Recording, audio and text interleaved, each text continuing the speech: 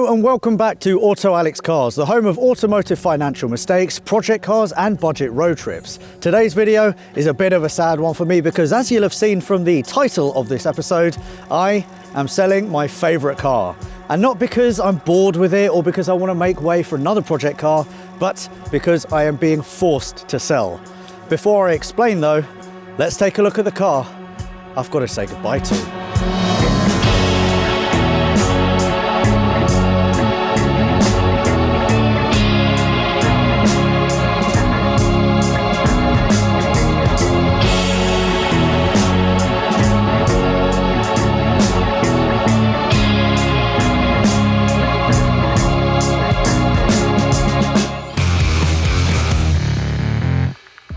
And this is it, my E53 X5 manual that has been the best car that I've ever owned. It's fast, it's practical, I really love the interior, it rides pretty well, and it's been fairly reliable. It also features one of the best diesel engines ever made. That is, of course, the mighty M57 that's also seen service in two generations of the 3 Series and 5 Series, 6 Series, 7 Series, X3, X6, as well as cars like the Vauxhall Amiga and Range Rover L322. It's also very tunable and practically unkillable, but don't take my word for it because my friend Taylor also has an X5 manual with an M57 and well over 200,000 miles on the clock. So who better to tell us why the M57 is so awesome? So as Alex said, this is my 3-litre diesel X5. His name's Brick. I've had him for just over a year now. He's got 217,000 miles on the clock and I've done about 36,000 miles in the last year that I've had it. Mechanically, he's been absolutely fantastic. No engine issues whatsoever. They're incredibly reliable, the M57 engine. Parts are really cheap and easy to source for them. There's loads of parts online, whether it be brand new or second hand. So there's plenty of tuning potential with it as well. It's just brilliant. I love it. It's great on fuel, averages about 36 to the gallon when I'm not towing, and I'm going to try and keep him on the road for as long as possible and do as many miles as I can in this car because I absolutely love him to bits.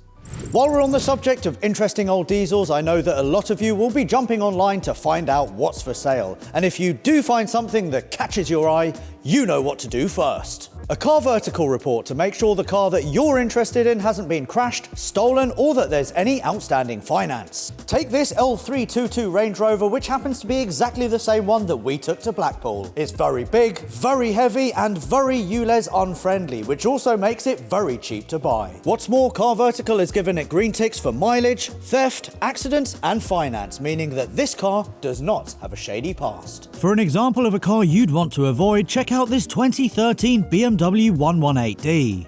Green ticks for mileage, theft and finance, but an amber warning for accidents which needs further investigation. Scroll down and you'll see that in June 2019 the car was indeed crashed, after which it was sold on in April 2020.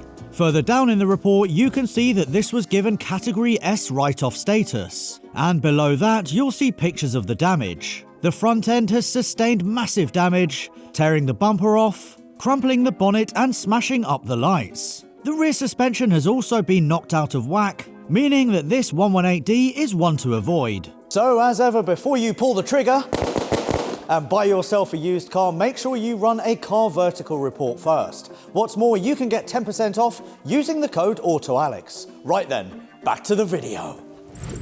So the question you're probably asking yourselves is, why am I selling my favourite car? Well, I'm sure many of you heard of the Ultra Low Emission Zone, or ULEZ, and in August 2023, that ULEZ zone will expand into my area, which means that I'm screwed, but could be very good news for you. The Ultra Low Emission Zone was introduced in April 2019 to help improve air quality in the capital. ULEZ did this by charging £12.50 a day for the more polluting cars, vans and motorbikes to enter a specific zone. Vehicles affected are those that do not meet the current European emission standards, which depends on how much nitrogen dioxide a vehicle emits. And from the 29th of August 2023, the ULEZ expansion will continue, hitting almost every single London borough inside the M25 motorway, mine included. This means that tens of thousands of cars and vans will face a daily £12.50 charge to drive inside the zone, which inevitably means that these vehicles will either get sold to areas outside of ULEZ, or more likely fall victim to a new scrappage scheme designed to encourage motorists to buy newer, cleaner cars. So what cars are affected? Well, if your petrol car doesn't meet Euro 4 emission standards, then you'll be paying £12.50 a day to drive in the zone. As a rule of thumb, petrol cars produced after 2006 are safe. Regarding diesels, this is where things get grim, because diesel cars registered before 2016 will face the chop. To put that into perspective, I would have to pay a daily driving charge of £12.50 for cars like my X5, Fabia VRS,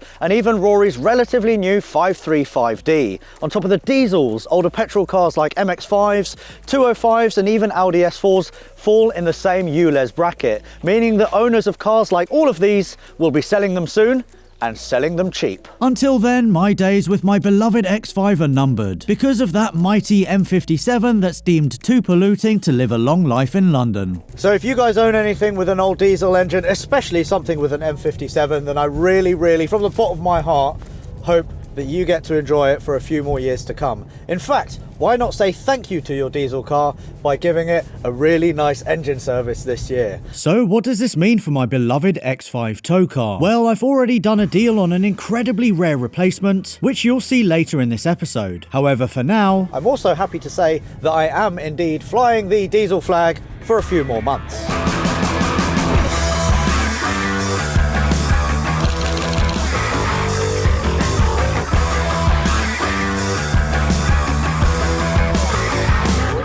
And that is because I have got this X3 M40D from BMW Direct. It is my first press loan for the channel. It is also my first long-termer for the channel, which is, yeah, happy days, very exciting times. Anyway, this car, like I said, is a diesel 3-litre turbocharged. It is a B57 engine. This car, this engine, this combination, already, even though it's a brand new car, a bit of a dinosaur because there is no hybridization to this car. This is effectively the last batch of pure diesels or pure petrols. The ones after these will all have some sort of hybridization. So I love this car already. It is fantastic. It is frugal. It is fast. It is very comfortable. But yeah, soon it will also be time to kiss goodbye to a car like this.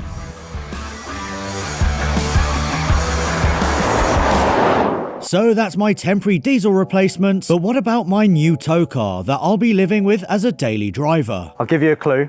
It's got a petrol engine and it's got a V8 and a manual gearbox. Rory, can you guess what it is? No, you already know because you've already seen it. My friend Harry, aka Cars and Custard, this is his barn, and inside the barn is my brand new tow car. I'm actually quite sad about this, but I'm more excited about what's behind the shutter. So, without further ado, should we go check out my new tow car?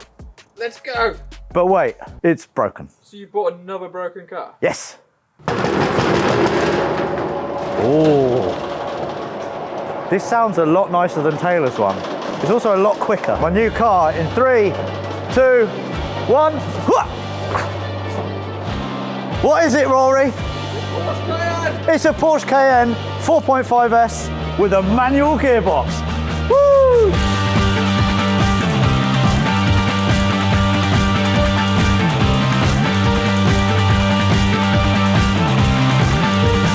This is Harry, current owner.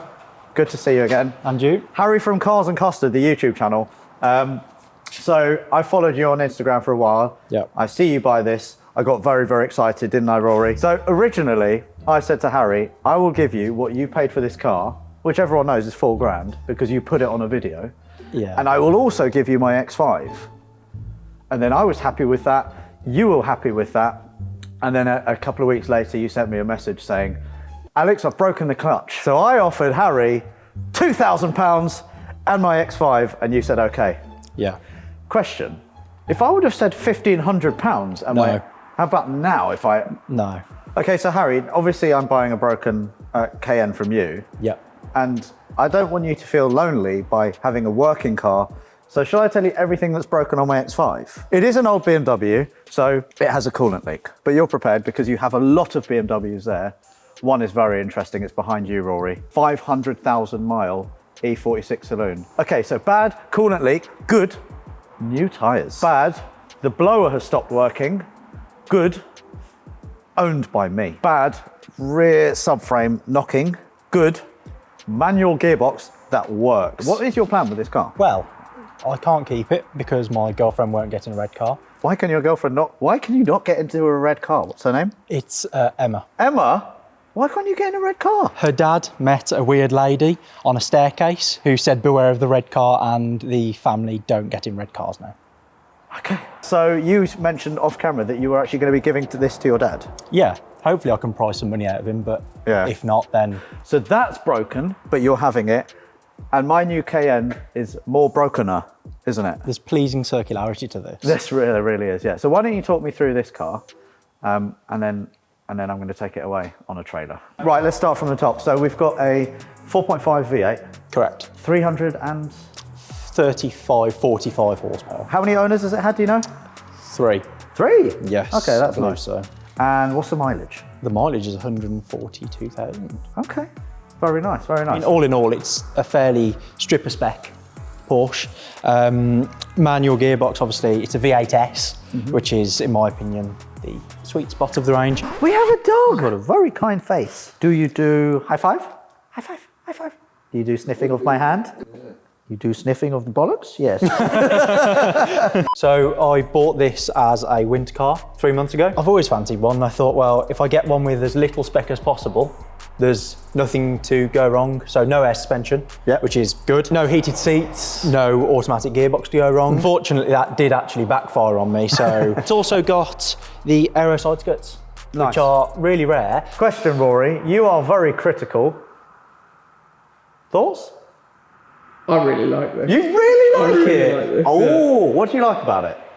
It's one of those, you know, this is me where it's you get a lot of car for your money. Like it's a big luxury car, and you pull off in this and people are like, oh, you're doing all right for yourself. He's done well. With the clutch squealing. To the back, because there's a really exciting thing that the boot, and then we have a tow bar.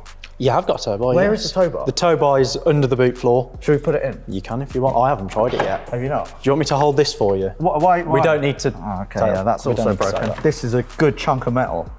This is nice. This is what we like. Soft close boot as well. Oh dear. We're in. Look at my new tow rig, Rory. Yeah? Yeah. This looks so good. Oh, I'm so excited. Right, okay. Exterior, all good. No rust, no real dings or anything like that. Rory, do you want to go into the driver's side and then we'll have a little talk through the interior. This is very nice.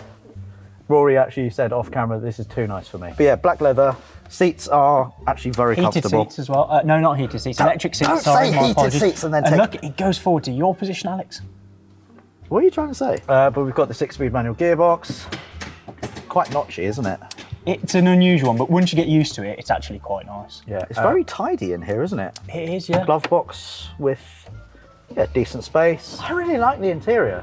Again, like the exterior, very elegant, classy, understated, and you've got proper Jesus handles here as well.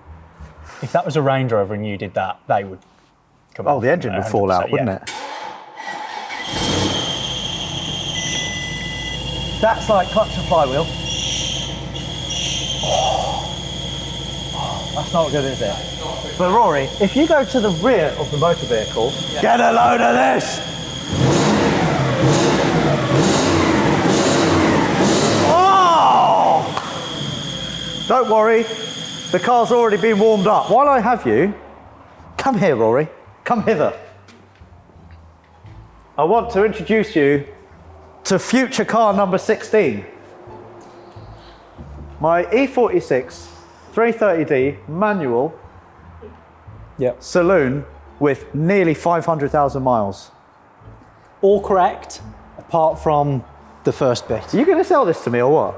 At No. some point? You said that about the Cayenne. And look at me now. Well, yeah, that implies that the clutch goes. Oh yeah, okay. Then I might. So you paid 800 for this? £800, yeah. When that's fixed and once I've sold some shit, I'll give you £1,000 for it. Oh no, you're in! Have we just done a deal? We've just done a deal. Check out my new motor. Have I bought this? I think I can't tell either, to be honest. I think I might have done. And on that note, let's load up.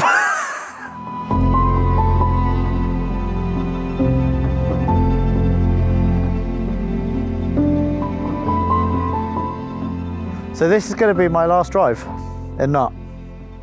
I'm genuinely upset. Best car I've ever owned. If you're wondering if you should buy an E53 X5, buy it, because they're awesome. Oh, Nut, I will miss you. Oh, we got a flat battery. Cut all of that. Cut all of it. I'll just roll it back, and then Harry can deal with it. It's not my problem. And just like that, my favourite ever car is on to start its new life. But it's not all bad news. While people like me who are affected by ULEZ will mourn the loss of our diesels, there is potentially very good news for people who live outside of the ULEZ zones. And that is that there will be tens of thousands of interesting diesel and petrol cars going up for sale very, very cheaply.